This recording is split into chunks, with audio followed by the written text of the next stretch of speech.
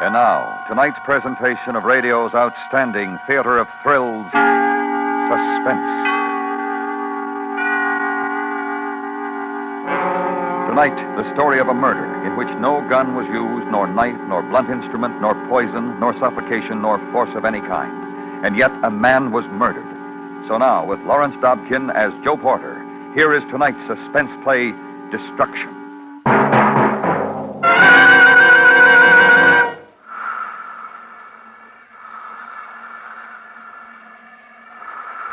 Okay, Doctor? Okay. Okay, Doctor. Okay. Color? You're going to be all right, Mr. Porter. You were brought here to emergency by ambulance, and you're going to be all right. Color? As good as new. Cyanotic at all? Don't worry about a thing, Mr. Porter. Inject intravenously lanticide C, being a digitalis derivative and highly recommended in cases of near death. You won't die, Mr. Porter. As, for example, when a man collapses in the streets, coronary seizure on the streets. Blood plasma by intravenous drip, as, for example. So as to restore the blood volume. Doctor? Yes, Doctor? Cyanotic, Doctor? His color is poor, Doctor. The will to live is a remarkable thing.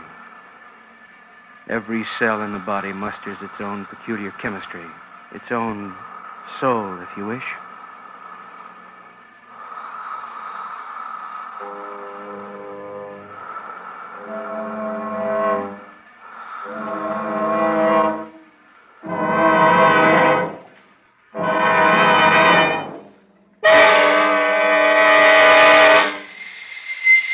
Joe!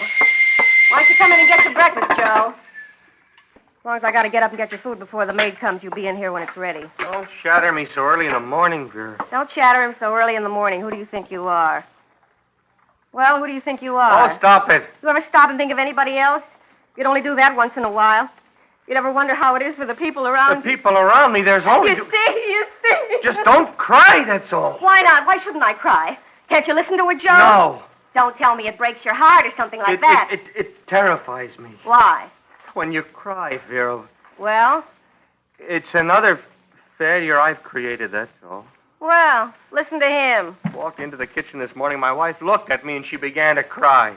Your coffee, you want juice or something? What do you want? Why did you cry, Vera? Oh, Please, tell me. some juice. Please tell me why You want to know what happened to me this morning? Yes. All of a sudden, you turned into a small man in an undershirt. Well, it's hot. You wouldn't understand if I told you. Yes, I would. Small man in an undershirt like somebody I'd never seen before, a stranger. And I know you're not a stranger. You're what my life is up to now. Oh, no. Oh, no, it isn't. Oh, no, Once it I loved isn't. you, and this is what it's gotten me. Little man, little failure in an undershirt. Did you hear what I said? I said, oh, no, it isn't. What are you talking Don't about? you think I know? What are you talking Stupid about? or something. What are you talking The about? the guy that comes around. Stupid or something. What do you think? I don't know or something? So? So? Yeah, so what? You don't care that I know? I said so what, didn't I? Yeah, you did. You want to leave me? I don't know. I got to keep seeing him, Joe. I don't love you anymore. I don't care a thing for you. Nothing? Huh? Joe, just not a thing. After 10 years, now I'm like dirt? I worked my head off? I worked my head off so you can have a mate. I can't even get my socks darned. You sit around all day. You want to whip yourself with it? Yeah, just like dirt. Less. Okay. Yes, Joe, to let you know where you stand. You want me to tell you some things about yourself. You want me to... You're a very little man, Joe.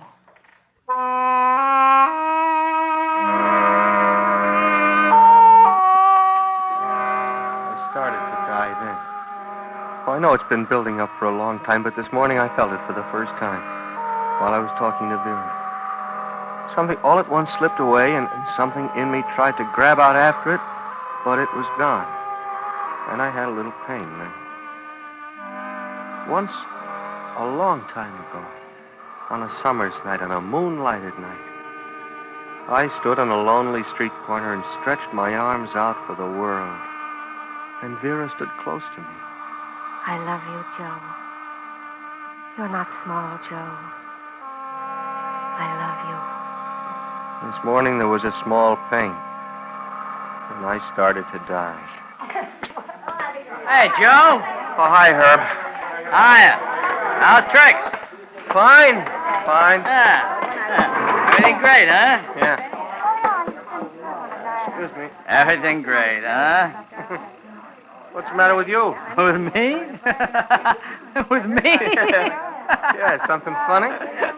I'll tell you. Don't worry. Well, what's funny, huh? You are.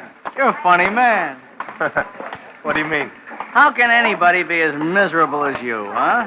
Now, look. Where's the 5 for the picnic, Joe? Oh. Everybody in the office but Joe Turner. Last year, the picnic committee had to wait until September to part you from $5. Look, I don't have it. That's all. I have been delegated to tell you something, Joe. Now, wait a minute. Tonight is the poker game, yeah? Well, what about it? Don't come. What? I have been delegated to tell you that the boys don't want you. The boys say you can't pay your just and honest debts. You can't afford to play poker. Herb. For your own protection, kid. Herb. What? Oh, Herb. What's the matter with you? I look forward so much to Hi, Herb. Joe? Good morrow, fair one. Wouldst drink from yon bubbling brook of a water cooler? I would. Ah, then be thee mine guest. You're charming, Drink you. Crazy, huh? Joe, the... Yeah? I heard something, Joe. What? Herb, you go away. This is between Joe and me. Oh. Now, come on, I mean it. Now, go away. This is between my little shortstop and me. Okay, but you'll tell me later. No, I won't either. Now, skidoo. Hello, Joe. What are you looking at me like that for? You're just lucky you don't have kids, that's all. What are you talking about? I've always wanted kids. What makes me so lucky I don't have any? Are you kidding? What's the new... I can't tell you my source. But my source says your wife's running around. My source... Shut up! Joey, my source never lies. Oh, Joe, poor... I don't know who told you, but she's lying. It's not a she, it's a he. And, Joey, there isn't a better source alive. I know because I've got a lady friend who knows this party we're discussing. And what she's told me, he's told her about. Phyllis, Yeah? don't say anything to anybody. Not to anybody. Why should I say anything? Because it's something that my wife and I will straighten out. Just please don't tell anybody, Phyllis. Ah, little shortstop. Little Joey.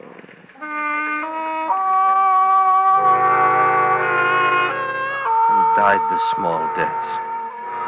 Phyllis's face wavered and lost focus and dissolved into the day of columns and posting and plus signs and minus and ciphers. And Herb coming over just before lunch. Hey, man. Tough about your wife. Heard she's running around. Why, that no good.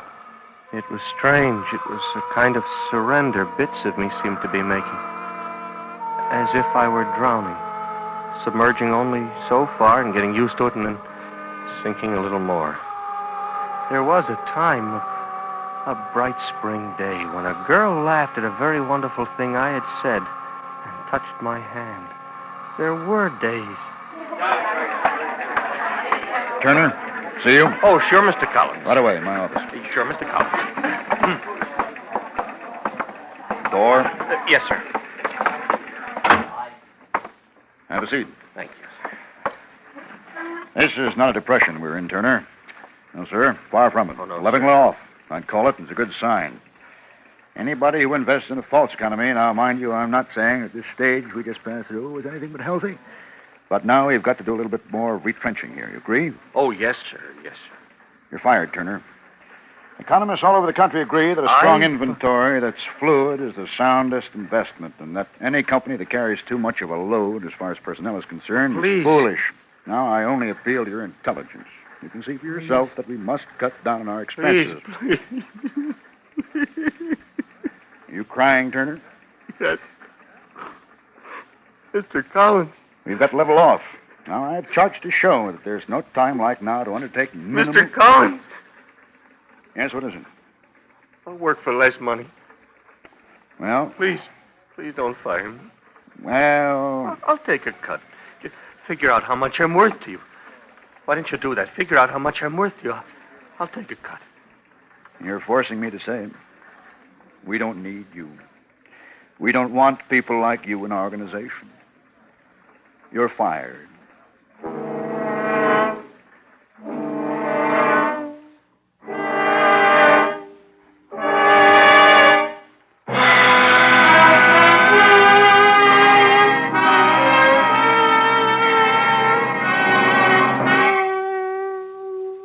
You are listening to Destruction, tonight's presentation in radio's outstanding theater of thrills, Suspense.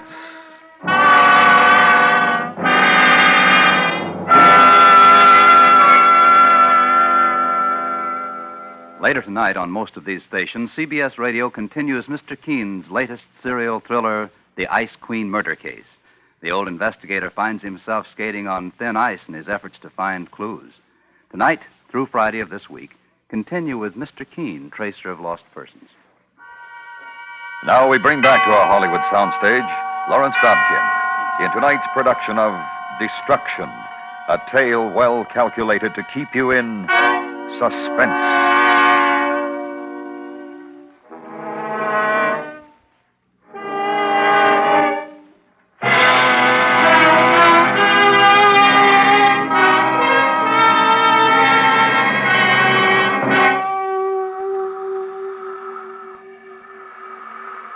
Dr. Landis, Yes? Mr. Turner's cyanotic, the bluish color indicating lack of oxygen. Yes. It seems to me only a thought, but it seems to me You had a thought, Doctor? as if Mr. Turner had no will to live, or the want, or the desire. I don't know. I wouldn't... I'll prepare the syringe.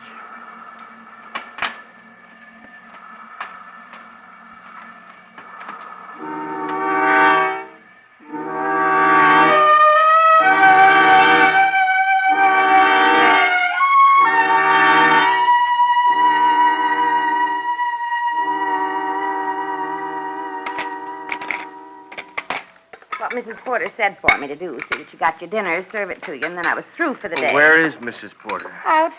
Did she tell you where she was going? What? Did Mrs. Porter tell you where she was going? She said out. That's all she told me. She said out. Out. Why, don't you know? Didn't she call you up at the office? This keeps you overtime, doesn't it, Thelma, staying on to serve my Mrs. dinner? Porter talked to somebody on the telephone. I thought sure it was you, the way Thelma, I was ironing her things in the kitchen. I didn't hear the words, just that kind of soft laugh Mrs. Porter has sometimes when she's talking on the phone. I didn't hear the words, but I sure thought it must be you she was talking to. It was. Then she went into the bedroom and called out to me to iron that silk blouse first. That frilly one Yeah. cut low Yeah. off the shoulder. Yes. You know. Yes. Oh, you sure got an attractive wife, Mr. Porter.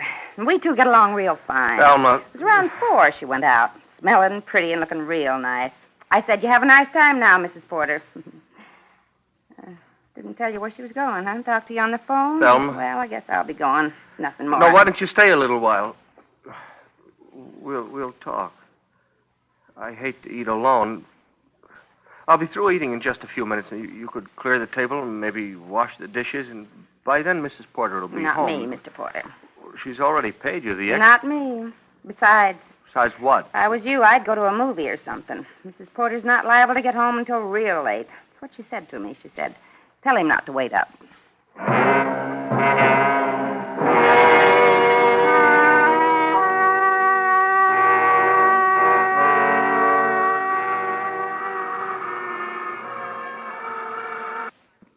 It was moving in on me.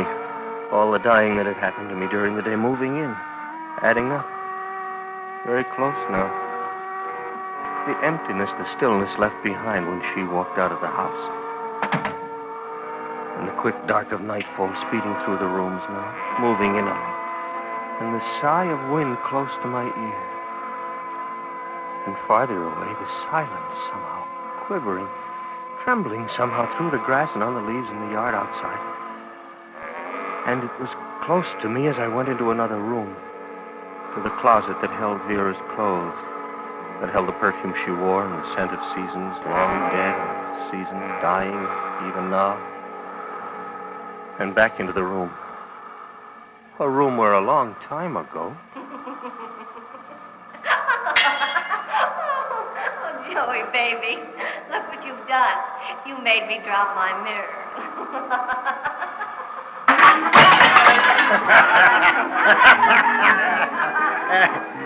Trick, Sonny. Trick that just wouldn't work for me. But it's going to.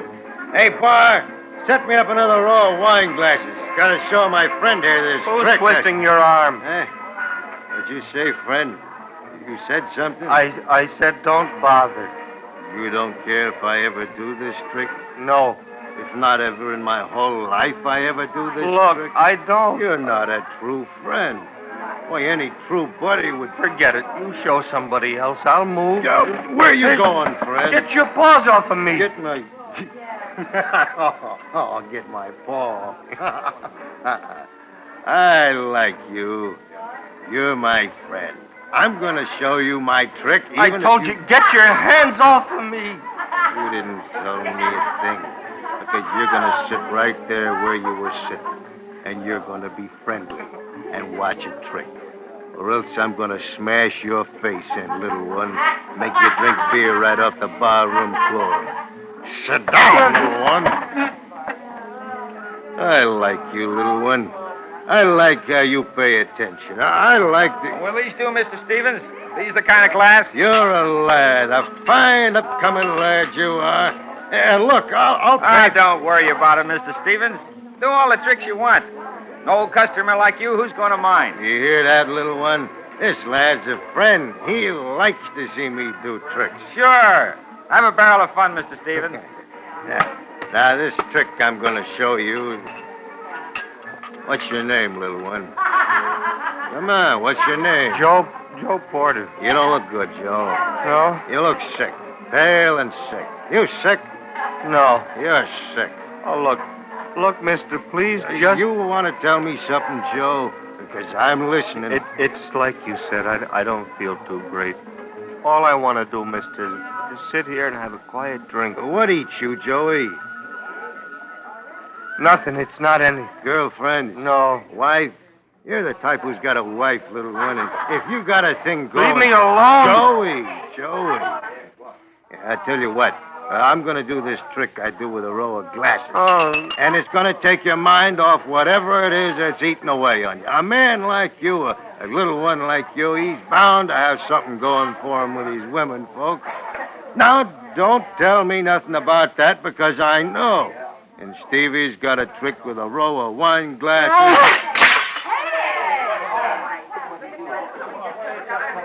Now, why did you go and do a thing like that, little one? Why you go and spoil my trick? Because I had enough of you. I had enough of your Now, talk. shut your mouth. You're a slob. You're a fat, overgrown slob. I said to you to shut your mouth. That's what I said.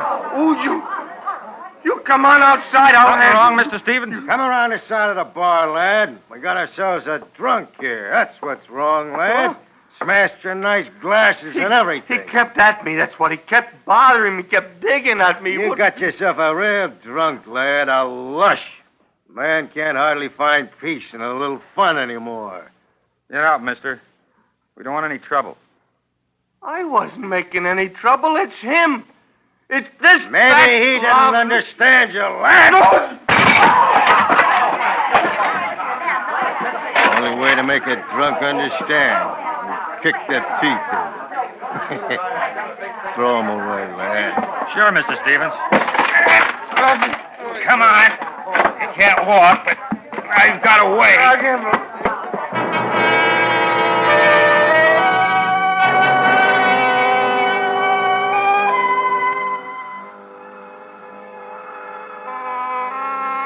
Dragged me out, threw me into the gutter.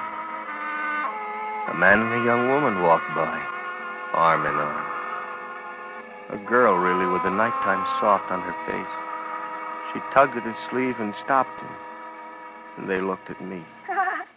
Look what I found, Dickie, a drunk. Yeah, A drunk in the gutter. that's where the wine leads, straight to the gutter. Is that what he is, a wino? Boozer, wino, guy in the gutter. Oh. Hello, Mr. Wino. Hello, down there, Mr. Boozer. Well, let's go, baby. There's sights and sights. I want to see sights and sights. Good night, Mr. Wino. Sleep tight, Mr. Boozer. Sleep tight. Wake up bright. Come on.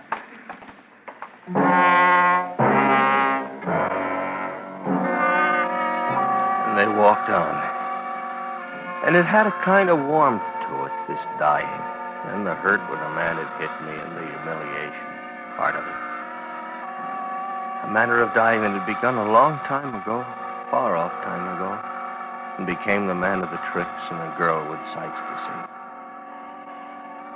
And along the gutter the question ran, how much longer now?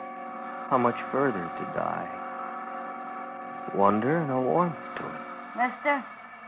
You hurt, mister? Oh, you're hurt. Your face. Baby, poor baby. Oh. And a gentle touch on the hurt. You've been in a fight. You've been drinking and getting a fight. You shouldn't, not a fellow like you. Nice-looking fellow like you. Let me help you. I want to. Honest, I want to. She helped me up. Maybe you ought to wash up a little, dust yourself off. A fellow like you oughtn't to go home looking like a wall hit him. A man like you.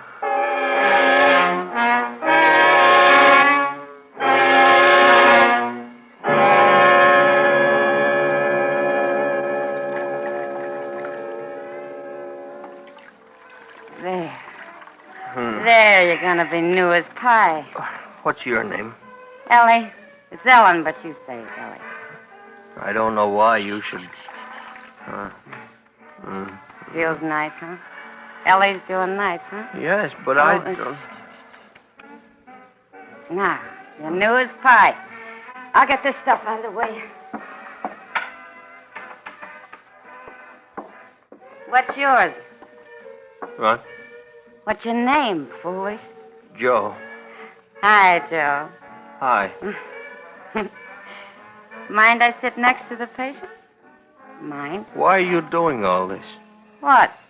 Pick me out of the gutter. Bring me here. Take You care of... mean that? Yes. Drunk in the gutters, face bashed. Foolish. No, I'm not. I'm asking a simple question.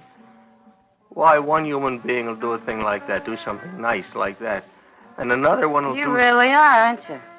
Or what? Foolish. You really are. Sit a couple of minutes if you want, Joe. Ellie. You sit, just the way you are. What are you doing? Watch me. I do it well. When I do that good, every light in the room goes on just in this one switch. I had an electrician come up once and fix... Why did you do that? Ask me again. Why? Why did you turn on all So I the could lights? get a good look at you, Joe. A real close look.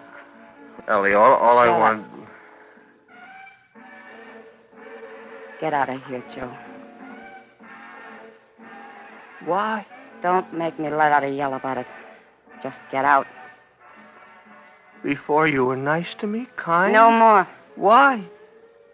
It's not much to ask. Just why? Tell me. You got someplace to go? Someplace far from here? Yes, I have. I have a home and... Wife? Vera. I saw it once. I was a kid and I saw it once. Never forgot. What are you talking about? I saw it. I was a kid. This man fell flat on the street. I came up close and I saw his face. Close as I am to you. What's that got to do Do with... it somewhere else. Die somewhere else.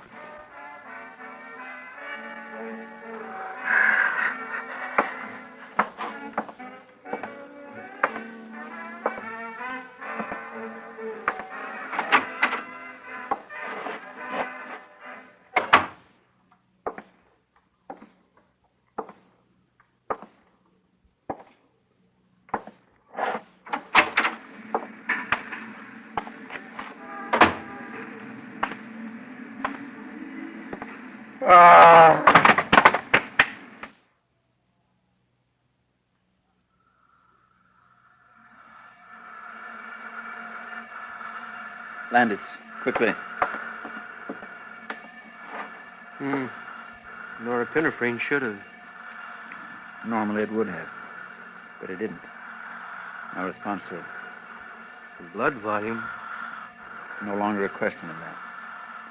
Then Glycoside C, plasma, norepinephrine, and the one medication we cannot give, beyond our power to give.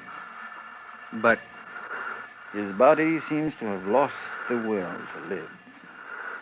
There's a chemistry that kills that we know nothing about.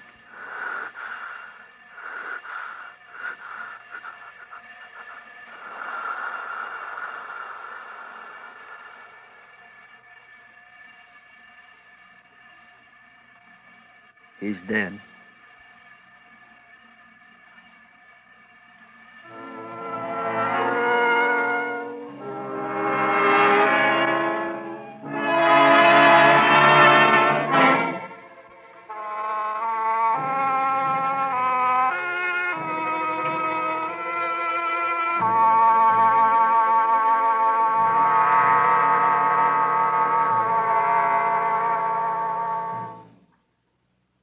Suspense, in which Lawrence Dobkin was starred in Morton Fine and David Friedkin's story, Destruction. This Thursday night on CBS Radio, Kathy and Elliot Lewis will be on stage with an original thriller titled The Telegram. The Lewises paint a startling, believable picture of a young married couple spending a harrowing night with an unopened telegram. Listen for it, Thursday night.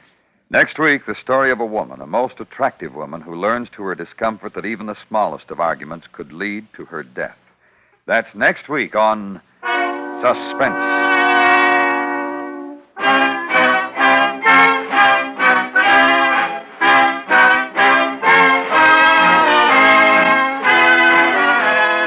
Suspense is directed by Norman MacDonald, with music composed by Lucien Morawick and conducted by Lud Gluskin. Destruction was written for Suspense by Morton Fine and David Friedkin. Featured in tonight's cast were John Daner, Michael Ann Barrett, Jack Crucian, Charlotte Lawrence, Jerry Hausner, Virginia Gregg, Clayton Post, Frank Gerstle, Georgia Ellis, and Parley Bear. And remember, next week, Ben S. Hunter's suspense story, Good Night, Mrs. Russell. Listen while you work. Enjoy Wendy Warren every Monday through Friday in the daytime on the CBS Radio Network.